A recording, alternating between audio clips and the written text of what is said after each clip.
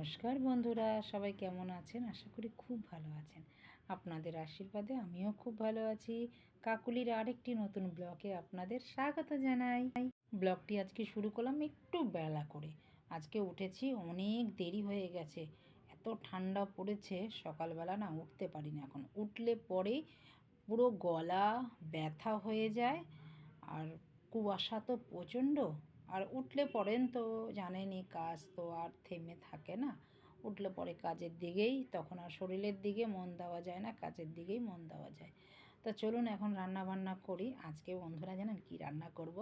আপনারা নাকে হাত দেবেন না কিন্তু। আজকে আমি রান্না করছি শুটকি মাছ।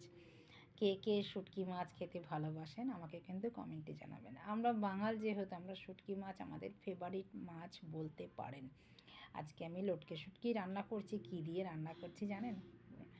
পুরো ভিডিওটা বন্ধুরা দেখতে থাকুন, আশা করছি আপনাদের খুব ভালো লাগবে।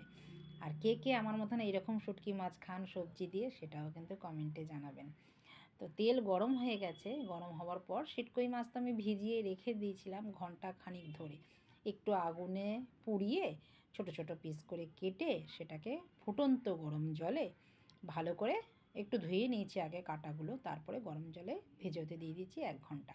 তো খুলে গেছে। খুলে যাওয়ার পর ভালো করে আবারও ঝুড়িতে ফেলে ভালো করে ধুয়ে নিয়েছি। ধুয়ে নেওয়ার পরে যখন কড়াইতে তেল দিলাম, তেল দেওয়ার পর গরম হয়ে গেল তেলটা, শুটকি মাছগুলো দিয়ে দিলাম। দেওয়ার পরে শুটকি মাছগুলো একটু লাল লাল ভাজা হওয়ার পরে দিয়ে দিলাম অনেকটা রসুন। আমরা শুটকি মাছে রসুনটা দিই, তাতে শুটকি মাছের যে গন্ধটা আছে সেই গন্ধটা কিন্তু পাবেন না। খুব ভালো লাগে খেতে। আর আজকে শুটকি মাছ রান্না করব লাউ ডাঁটা দিয়ে। লাউ ডাঁটা দিয়ে কে কে শুটকি মাছ খান সেটাও কিন্তু আমাকে জানাবেন। লাউ ডাঁটা, সিম, একটু মূলো আর আলু, বেগুন দিয়ে আমি করব। আর এইখানে দেখুন কুচনো পেঁয়াজ একটু দিয়ে দিলাম, এই একটার মতন পরিমাণ মতো। আমি যতটুকু রান্না করব সবজি আজকে ততটুকু পরিমাণ মতন আমি দিলাম। দিয়ে এবার ভালো করে নেড়ে নিচ্ছি।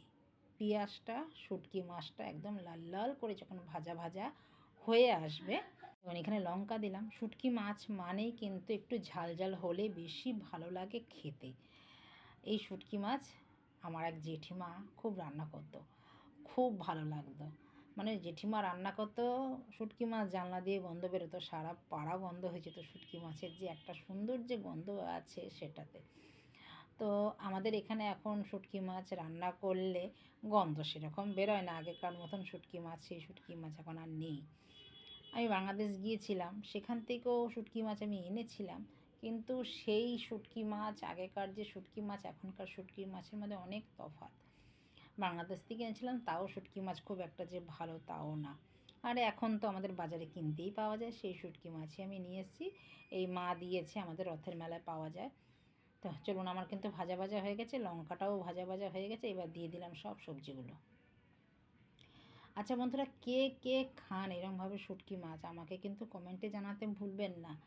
আমি কিন্তু শুটকি মাছ অনেক রকমভাবে রান্না করে খাই, আপনাদের সাথে শেয়ারও কিন্তু করেছি বহুবার। শুটকি মাছ আমি কুমড়ো দিয়ে খাই, ডাঁটা দিয়ে খাই। কুমড়ো, ডাঁটা, আলু যা থাকে সবজি, সবজি দিয়ে বেশি ভালো লাগে আমাদের শুটকি মাছটা খেতে। এই শীতকালে বলুন, গরমকালে বলুন, শুটকি মাছ যখন আমরা খাই তখনই। আর শুটকি মাছের ভর্তাও কিন্তু খেতে ভালো লাগে। আর শুটকি মাছের আরেকটা জিনিস খেতে কিন্তু খুব ভালো লাগে, সেটা ভাল লাগে নোনা শুটকি দিয়ে, মানে নোনা ইলিশ যেটাকে বলে। আর না হলে যে কাচকি মাছের যে শুটকি মাছটা হয় সেটা দিয়ে বড়া, অসম্ভব ভালো লাগে। কিন্তু আমি সেই রকমভাবে সেই ওইটা খাই, আমার মা রান্না করতো, মার থেকেই তো শেখা। ওটা খেতাম আমরা চাল কুমড়োর পাতা দিয়ে। তো চাল কুমড়ো কিন্তু গাছ এখন এখানে দেখাও যায় না। আর চাল কুমড়োর পাতা তো একদম ধরতে গেলে বিরল। চাল কুমড়ো হয়তো পাওয়া যায় বাজারে কিনতে, কিন্তু চাল কুমড়োর পাতা বা ডাঁটা কিন্তু আমরা এখানে আর দেখতেই পাই না বলতে পারেন। আমার মা চাল কুমড়ো রান্না করতো, এই পাতা দিয়ে বড়া করতো। যেহেতু আমাদের বাড়িতে গাছ ছিল চাল কুমড়ো, আমার মা প্রত্যেক বছর চাল কুমড়ো গাছ লাগাতো। আমরা চাল কুমড়ো খেতে খুব ভালোবাসি। আমার বাবাও খুব ভালোবাসতো, দাদাও খুব ভালোবাসে। চাল কুমড়োর যে প্রথম যে ফলনটা যে হতো, মানে ধরুন 1 বিঘার মতন একদম কচি, সেটাকে পুর ভাজা করতো। সেই জন্যই আমার মা বেশিরভাগ চাল কুমড়ো গাছ লাগাতো। আমার মা খুব গাছ লাগাতে ভালোবাসতো। দেখেন তো আমিও খুব ভালোবাসি গাছ লাগাতে। আপনারা যারা আমার ভিডিও দেখেন তারা তো জানেন। চলুন, এইখানে কিন্তু আমি ডালের জন্য টমেটো আর তেঁতুল দিয়ে ডাল বানাবো আজকে, মুসুর ডাল এখানে সেদ্ধ করতে বসিয়ে দিই। যেহেতু আজকে আমি শুটকি মাছ রান্না করছি, শুটকি মাছের সাথে না একটু টক ডালটাই ভালো লাগে খেতে। ওইদিকে আমার কিন্তু শুটকি মাছ হয়েও এসেছে। আমি হলুদ দিয়েছি, দেখলেন, নুনও দিয়েছি পরিমাণ মতন, আর কিছু যেরকম দিয়েছি সেরকমভাবেই রান্না করছি। শুটকি মাছ রান্না করতে খুব একটা সময় লাগেও না। আর এরকম একটু নামানোর সময় একটু দিলাম চিনি। চিনিটা দিলাম কেন, ব্যালেন্সের কাজ করবে, ঝাল আর একটু মিষ্টি মিষ্টি। যেহেতু লাউ শাক একটু মিষ্টি মিষ্টিই হয়, একটু চিনি না দিলে না লাউ শাকটা একটু টক টক হয়ে যাবে, তার জন্য একটু চিনিটা দিলাম। দিয়ে ভালো করে নাড়া চাড়া দিলাম, বেশ তলায় যেন না ধরে যায়, একটু ঘন ঘন নাড়তে হবে। নেড়ে দেখুন আমার কিন্তু শুটকি মাছ হয়ে গেছে। আমার ঘরটাই কিন্তু এখন পুরো গন্ধে মম করছে। আমার মেয়ে যদি থাকতো এখন, শুটকি মাছ, আমার মেয়ে ঘর থেকে বেরিয়ে যেত, তো মেয়ে কিন্তু এসে খাবে। ও খেতে ভালোবাসে শুটকি মাছ, কিন্তু গন্ধটা নিতে পারে না। সবাই তো আর গন্ধ নিতে পারে না বলুন, তো গন্ধ তো হবেই শুটকি মাছের। শুটকি মাছ একটা ফেমাস নাম করা মাছ, শুটকি মাছ। শুটকি মাছের ভর্তা কে কে খান আমাকে জানাবেন তো। ভর্তা খেতেও কিন্তু খুব ভালো লাগে আমাদের। তো শুটকি মাছের ভর্তা আর ডাল, পেঁয়াজের ডাল, আর এক থালা ভাত খেয়ে নেবো, খুব ভালো লাগে। চলুন, শুটকি মাছ আমি নামিয়ে নিয়েছি, এবার ভেজে নিচ্ছি পালং শাক। পালং শাকটা অনেক দিনই এনেছে, খাওয়া আর হচ্ছে না, তো আজকে ঠিকই করেছি, পালং শাক বেগুন দিয়ে ভাজবো। গাছের বেগুন তুলেছি, আপনারা তো দেখেছেন আগের ভিডিওতে, অনেক বেগুন হয়েছে গাছে। সেই বেগুন কিন্তু আমি তুলেছি প্রায় 10-12টা বেগুন এখনও আছে। ভাজা খাবো একদিন, একদিন খাবো, পাতুরি খাবো বেগুনের, আপনাদের সাথে শেয়ার করব। তো পালং শাক কুচি কুচি করে কেটে নিয়েছি, একটু শুকনো লঙ্কা কালো জিরে ফোড়ন দিয়েছি।